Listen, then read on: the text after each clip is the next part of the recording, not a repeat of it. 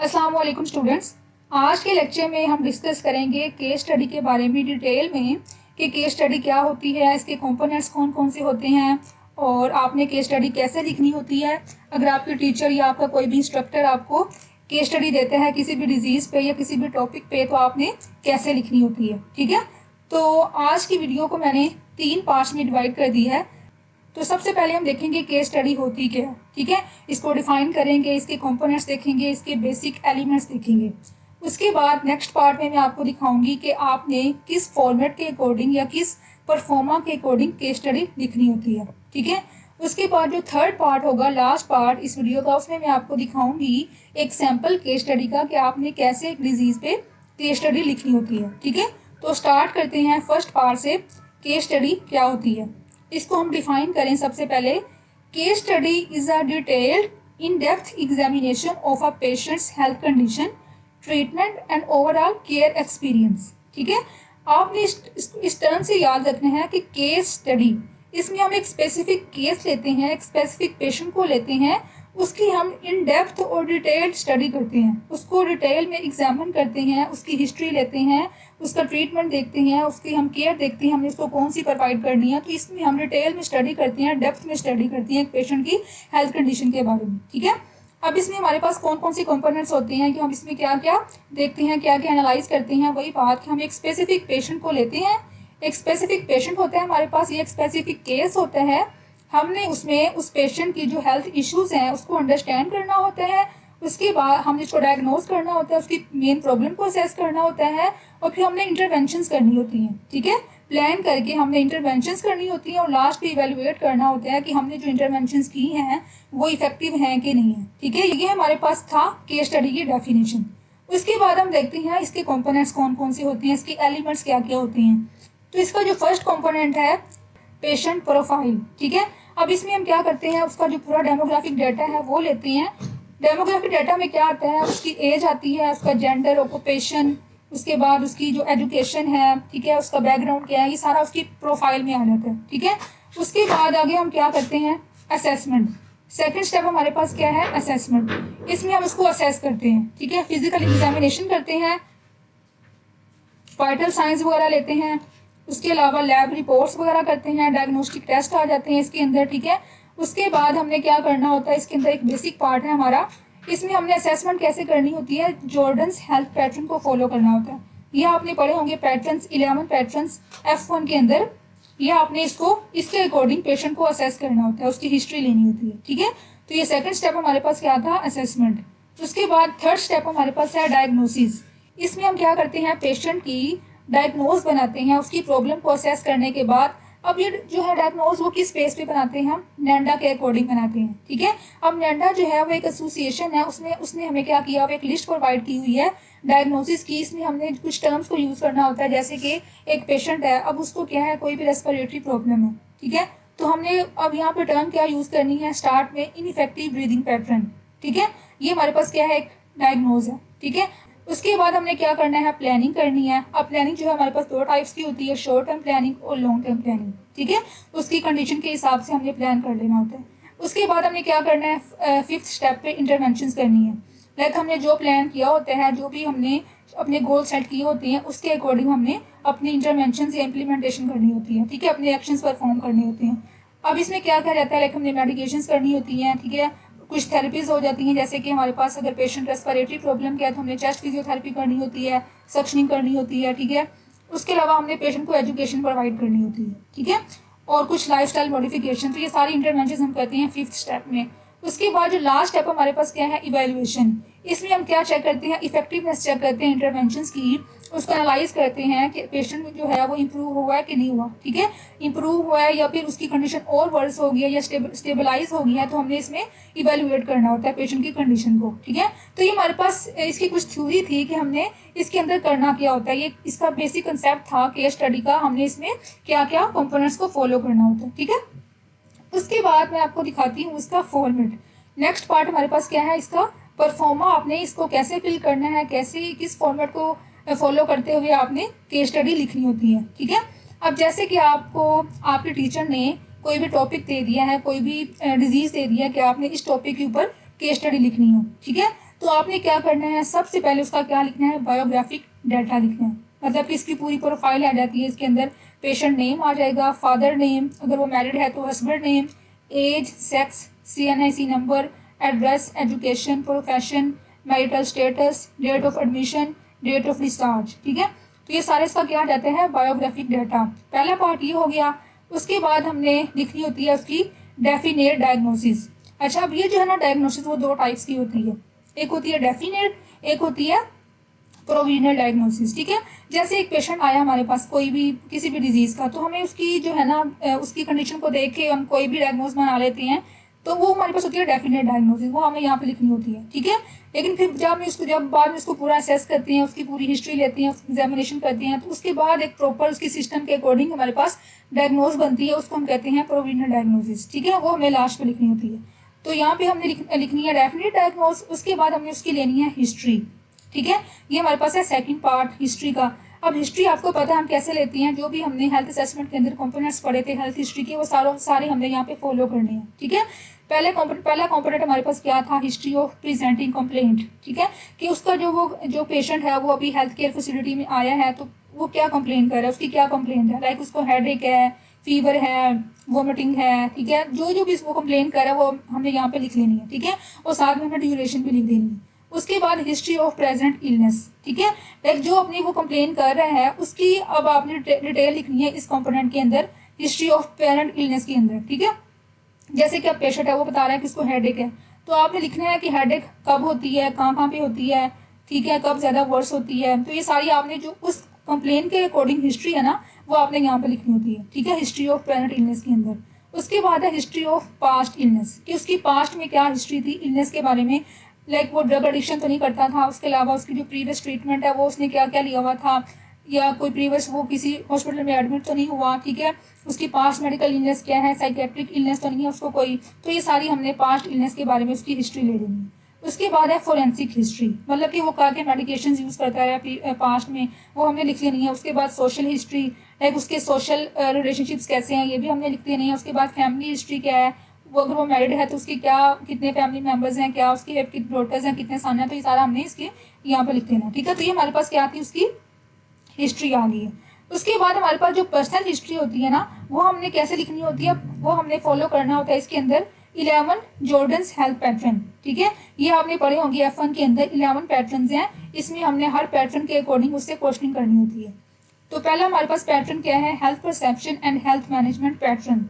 ये भी आपको पता होगा कि हमने उसकी जो पेशेंट है हेल्थ के बारे में क्या परसेप्शन है, इसके बारे में हमने क्वेश्चन करने होते हैं। ठीक है, तो यहाँ से आपने 3 से 4 बल्कि 5 क्वेश्चन आपने मस्ट करने होते हैं। ठीक है, ये क्वेश्चंस आपने ऐसे ही इसके बस आंसर लिखने होते हैं। ये परफॉर्मा जो है ना ये मैं आपको शेयर कर दूँगी ग्रुप के अंदर। ठीक है, तो आपने इसको फिल करना होता है डिजीज़ के अकॉर्डिंग। ठीक है, तो आपने फर्स्ट कंपोनेंट के बारे में कुछ क्वेश्चंस करने हैं। उसके बाद जो सेकंड कंपोनेंट है न्यूट्रिशन एंड मेटाबॉलिज्म पैटर्न। ठीक है, लाइक उसकी न्यूट्रिशन के बारे में आपने क्वेश्चंस करने हैं, उसकी डाइट कैसी है, कोई फूड रिस्ट्रिक्शन तो नहीं है डिजीज से रिलेटेड, या फिर कुछ ऐसी चीज़ जो उसको पसंद हो ना पसंद हो। ठीक है, कोई फूड एलर्जी तो नहीं है, ये सारे क्वेश्चन हमने कर लेने हैं। उसके बाद इलिमिनेशन पैटर्न, इसमें हम क्या करते हैं, उसकी जो इलिमिनेशन है उसके अकॉर्डिंग हम क्वेश्चन करते हैं। ठीक है, उसके बाद उसकी एक्टिविटी एंड एक्सरसाइज पैटर्न के अकॉर्डिंग क्वेश्चन करते हैं। उसका एक्टिविटी पैटर्न कैसे है, एक्सरसाइज करता है कि नहीं करता। ठीक है, या वो करता है तो थक तो नहीं जाता जल्दी। ठीक है, उसको फटीग तो नहीं होती। तो ये सारे क्वेश्चन हमने कर लेने हैं। उसके बाद फिफ्थ कंपोनेंट हमारे पास क्या है, जॉर्डन्स हेल्थ पैटर्न के अकॉर्डिंग कॉग्निशन एंड परसेप्शन। ठीक है, कि उसका जो हेल्थ के अकॉर्डिंग उसकी क्या परसेप्शन है, या उसका जो मेंटल लेवल है, मेमोरी है, वो कैसी है उसकी। ठीक है, उसकी कॉग्निशन कैसी है। उसके बाद 6 स्टेप हमारे पास क्या है, स्लीप एंड रेस्ट पैटर्न। इसी तरह हमारे पास ये 11 कंपोनेंट्स हैं इसके, सेल्फ परसेप्शन है, रोल्स एंड रिलेशनशिप पैटर्न है, सेक्सुअलिटी एंड रिप्रोडक्शन पैटर्न है, कोपिंग एंड स्ट्रेस पैटर्न है, और वैल्यूज एंड बिलीफ पैटर्न है। ठीक है, तो ये सारे हमने 11 पैटर्न्स के अकॉर्डिंग उससे क्वेश्चन कर लेने हैं। ये आता है हमारा पर्सनल हिस्ट्री के अंदर।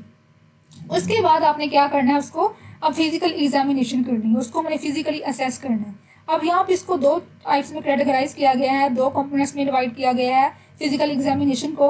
एक है जनरल और एक हमारे पास है सिस्टमेटिक। ठीक है, जनरल में क्या हम करेंगे, उसकी वाइटल साइंस ले लेंगे। ठीक है, बाकी उसकी जनरल असेसमेंट कर लेंगे, temperature, pulse, respiratory rate, blood pressure, oxygen saturation, weight, height, abdominal girth, appearance, gait, personal hygiene, ये सारे हम इसको फिल आउट कर लेंगे। उसके बाद हमारे पास क्या है, सिस्टमेटिक एग्जामिनेशन।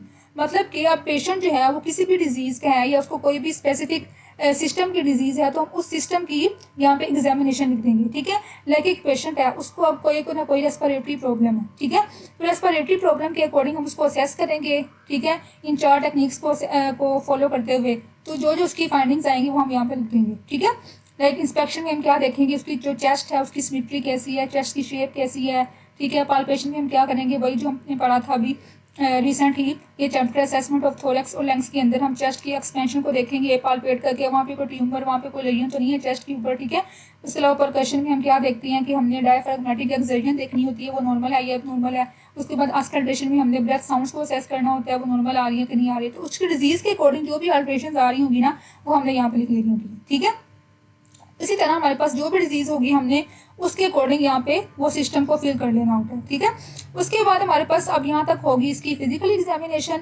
फिर हम देखेंगे इसकी इन्वेस्टिगेशंस कि उसकी जो लैब फाइंडिंग्स हैं वो क्या क्या आई हैं। हमने जो भी उसकी डिजीज़ के अकॉर्डिंग लैब्स करवाई हैं, कोई जो भी हमने टेस्ट करवाए हैं, उसकी जो भी फाइंडिंग्स आएंगी ना वो हमने यहाँ पे फिल करनी होती हैं। तो जो भी आपके पास डाटा होगा पेशेंट का, उसकी फाइल से आपने देख लेनी है उसकी रिपोर्ट्स, और यहाँ पे आपने उसकी फाइंडिंग्स लिख देनी है, ठीक है। जैसे आपने उसकी सीबीसी करवाई है तो आपने उसकी सारी वैल्यूज़ यहाँ पे लिख देनी है। उसके बाद उसका आपने यूरिन एग्जामिनेशन करवाया है तो आपने यहाँ पे उसकी वो लिख देनी है, ठीक है।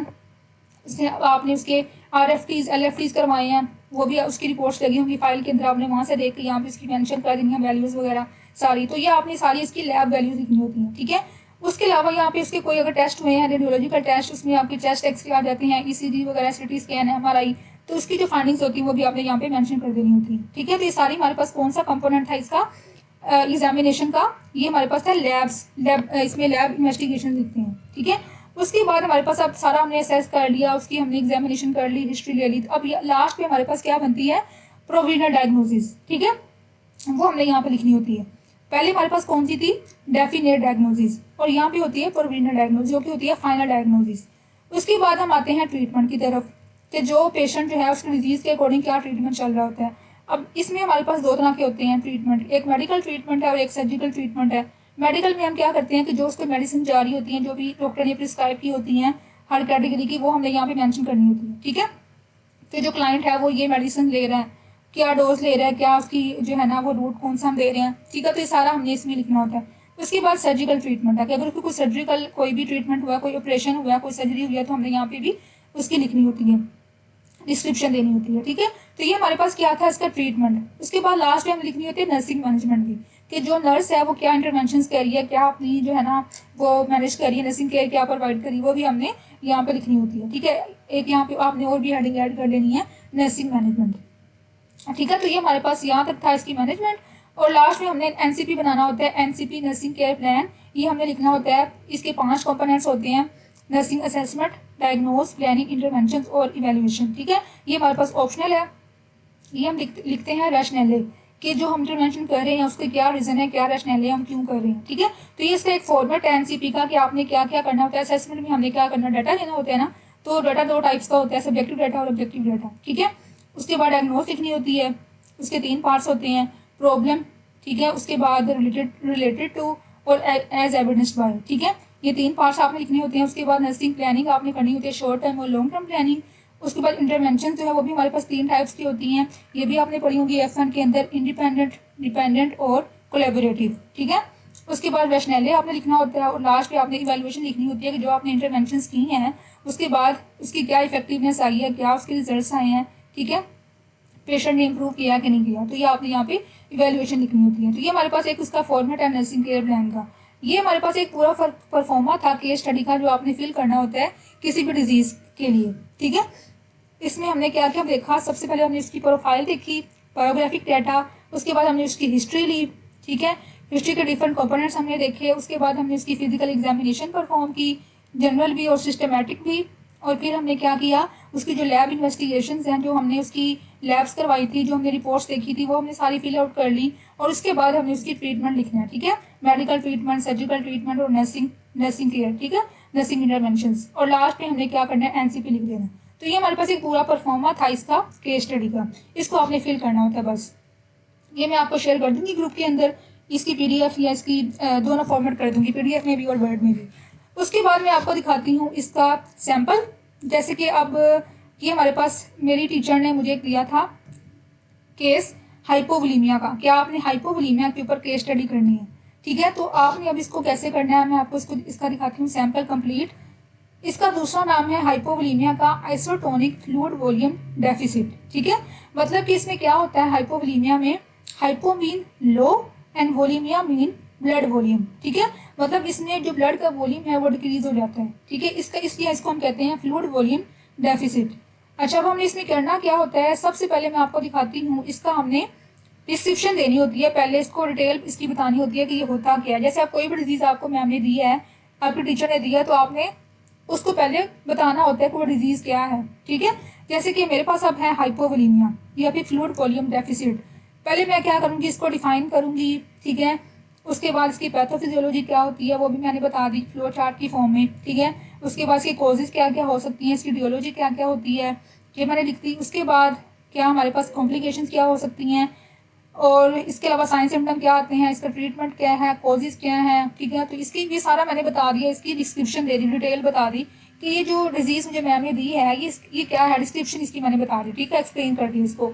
उसके बाद मैं स्टार्ट करूंगी इसकी अब प्रॉपर केस। ठीक है, स्टार्ट करूंगी मैं कहाँ से बोला, बायोग्राफिक डाटा से, उसकी प्रोफाइल से। ठीक है, तो सबसे पहले जैसे कि अब मैं गई अपने क्लिनिकल्स पे। ठीक है, अपने क्लिनिकल एरिया में गई, मैंने वहाँ पर डिफरेंट केसेस थे मेरे पास, तो मैंने अपना जो केस था, मुझे जो मैम ने साइन किया था हाइपोवोलीमिया का, मैंने वो ढूंढा वहाँ से। ठीक है, और मैंने उस केस की जो फाइल थी, उस पेशेंट की जो फाइल थी, वो मैंने अपनी जो है ना अपने पास रख ली, और उसका जो पूरी हिस्ट्री थी वो मैंने यहाँ पे इसको परफॉर्मा को फिल आउट कर लिया। ठीक है, पेशेंट नेम पहले मैंने लिखा, उसके बाद फादर नेम, हस्बैंड नेम जो भी उसका आएगा, उसके बाद age, sex, CNSE number, address, education, profession, marital status, date of admission, time of arrival. ठीक है, तो ये सारा मैंने उसकी जो फाइल थी ना उसकी पेशेंट की, वहां से देख के मैंने पूरा फिल कर लिया। ठीक है, उसके बाद मैंने लिखी उसकी डायग्नोज। ठीक है, पेशेंट की कंडीशन को देखे क्या लग रहा था आपको, क्या आप डायग्नोज जो है बनाओगे आप, तो ये क्या थी, फूड वॉल्यूम डेफिसिट। ठीक है, मतलब उसका जो वॉल्यूम है, ब्लड वॉल्यूम है, वो कम हुआ होगा, तो डेफिसिट है। उसके बाद मैं क्या करूंगी, हिस्ट्री देखूंगी उसकी पेशेंट की। ठीक है, अब हिस्ट्री जो है ना उसका एक अलग आपको पता है फॉर्म होता है, हिस्ट्री शीट होती है, जहाँ पे डॉक्टर जो है उसकी पूरी हिस्ट्री लिखते हैं, तो आपने वहां से देख के उसकी हिस्ट्री लिख लेनी है पेशेंट की। ठीक है, डायरिया था, उसको वॉमिटिंग थी, ड्राई स्किन थी। ठीक है, उसके बाद ड्यूरेशन आपने लिख देनी है। तो ये हमारे पास क्या थी, प्रेजेंटिंग कंप्लेंट। उसके बाद आपने पास्ट इलनेस लिखनी है उसकी, कि जो जो उसको था वो आपने उसकी फाइल से देख के लिख लेना। ठीक है, उसके बाद सोशल हिस्ट्री सारा डॉक्टर जो है वो फिल करता है उसका पूरा फॉर्म हिस्ट्री वाला, तो आपने वहां से देख के उसकी लिख लेनी है। उसके बाद पर्सनल हिस्ट्री, ये आपने उससे कुछ क्वेश्चंस खुद करने होते हैं। ठीक है, ये आपने थोड़ा सा टाइम लेना होता है पेशेंट का। ठीक है, तो आपने उससे कुछ क्वेश्चंस करने हैं, जैसे उसकी लैंग्वेज के अकॉर्डिंग, तो आपने उसकी देखना है पहले वो कौन सी लैंग्वेज है उसकी, उसके अकॉर्डिंग आपने क्वेश्चन करने हैं उससे। ठीक है, उसको पहले कंफर्ट प्रोवाइड करना है, उससे पहले आपने परमिशन लेनी है, और फिर आपने उससे सारा जो है ना डाटा वगैरह लेना होता है। तो आपने क्या करना है, उससे हर कंपोनेंट के अकॉर्डिंग, ये जो हमारे पास था ना जॉर्डन्स हेल्थ पैटर्न, उसके अकॉर्डिंग हमने सारे क्वेश्चंस करने हैं उससे। ठीक है, वो यस और नो में आंसर देगी, तो आपने यहाँ पे ये सारा फिल कर लेना। तो ये हमारे पास 11 पैटर्न्स थे, ये सारे हमने फिल करने हैं, और पेशेंट से डाटा हमने खुद लेना है, उससे हमने पूछ के यहाँ पे लिखने हैं। उसके बाद हमने क्या करना है, अब नर्सिंग मैनेजमेंट, सॉरी बल्कि हम यहाँ पे हम क्या करेंगे, फिजिकल एग्जामिनेशन करेंगे। ठीक है, अब फिजिकल एग्जामिनेशन में वही, ये भी हमारा जो वाइटल साइंस का चार्ट होता है ना, जो IOP चार्ट होता है, वहाँ पे सारे उसकी मेंशन किए होते हैं, तो आपने वहाँ से देख के इसके ये फिल कर लेना है। ठीक है, temperature, pulse, respiratory rate, weight, height, सारा कुछ ही वहाँ से आपने देख लेना है। उसके बाद आप उसकी पेरेंट्स देख के आपको पता चलेगा कि उसकी जो है ना पेरेंट्स कैसी है, गेट कैसा है उसका, और उसकी जो पर्सनल हाइजीन वगैरह वो कैसी है। ठीक है, तो ये सारा आपने वहाँ से उसको पूछ के भी, और आपने उसकी जो पेरेंट्स को देख के भी यहाँ से फिल कर लेना। उसके बाद सिस्टमैटिक एग्जामिनेशन। अब सिस्टमैटिक में क्या है कि पेशेंट को जो है वो हाइपोवोलीमिया हुआ है। हाइपोवोलीमिया में क्या होता है कि जो ब्लड वॉल्यूम है वो कम हो जाता है ना, जब ब्लड वॉल्यूम कम होता है तो उससे क्या होता है, जो GIT सिस्टम है वो अफेक्ट होता है। ठीक है, अब GIT सिस्टम में वो कैसे इफेक्ट होता है कि जब जो हमारा गट है, जो गट की मोटिलिटी है ना वो ज़्यादा हो जाती है। ठीक है, क्योंकि डायरिया हुआ होता है, डायरिया में क्या होता है कि जो मोटिलिटी है गट की वो ज़्यादा हो जाती है, ज़्यादा बावल मूवमेंट्स हो रही होती हैं, तो उसमें जो है ना जब हम आस्काटेट करते हैं तो हमें क्या आएंगी, हाइपर एक्टिव बावल साउंड्स आएंगी। ठीक है, ये आप पढ़ेंगे असेसमेंट ऑफ GIT सिस्टम के अंदर के डिफरेंट साउंड्स होती हैं बावल साउंड, इसमें हाइपो एक्टिव होती हैं और हाइपर एक्टिव होती हैं। ठीक है, या फिर एब्सेंट होती हैं। तो जब आप एक पेशेंट जिसको डायरिया है या जिसको हाइपोवोलेमिया है उसमें हम देखेंगे हाइपर एक्टिव वावल साउंड्स आएंगे। तो आपने ये जब अस्कल्टेट करेंगे उसको तो आपने यहाँ पे उसकी फाइंडिंग लिखनी है। अब ये जो है वो डॉक्टर लिखता है, ठीक है, वो उसको फिजिकली एग्जामिन करता है जब, तो आपने वहाँ से उसकी शीट से देख के यहाँ पे फिल कर लेना।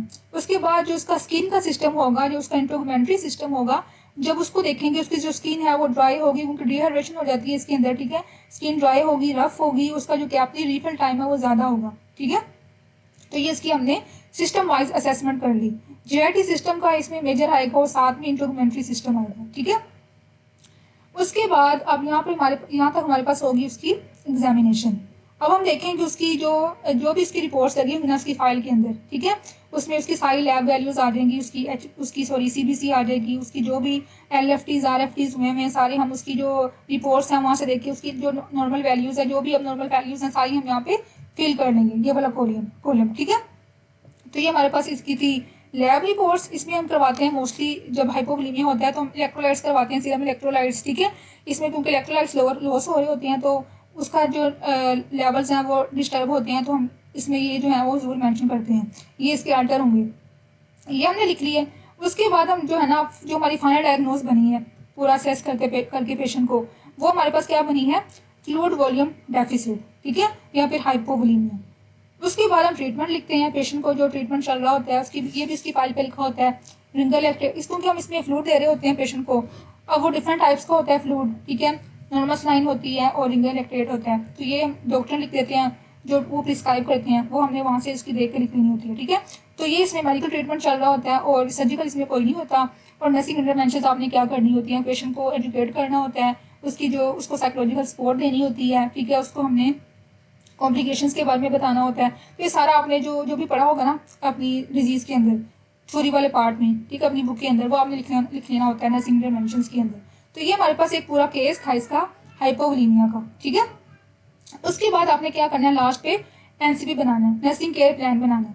अब जैसे एक पेशेंट है उसको हाइपोवोलेमिया था तो हमने क्या इसका असेसमेंट में क्या लिखेंगे, सब्जेक्टिव डाटा और ऑब्जेक्टिव डाटा।